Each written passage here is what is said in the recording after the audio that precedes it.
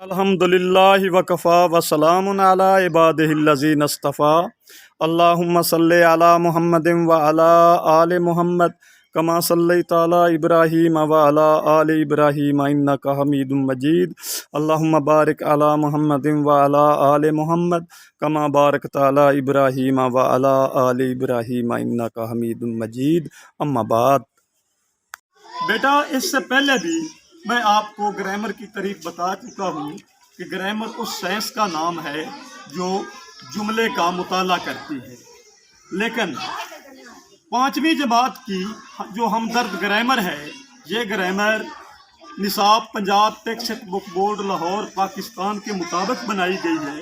اس میں جو تعریف لکھی ہوئی ہے وہ یہ ہے کہ grammar are the rules which are used to write or speak in a language۔ ایسے قوانین جو کسی زبان میں بات کرتے وقت یا لکھتے وقت استعمال کیے جاتے ہیں گرامر کہلاتے ہیں۔ یہ جو تعریف ہے یہ 5ویں جماعت کی گرامر کے مطابق ہے۔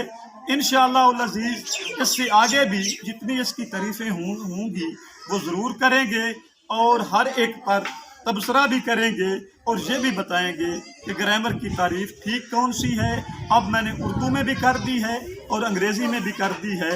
دعا ہے اللہ رب العزت عمل کی توفیق دے، وما علینا الا البلاغ المبین۔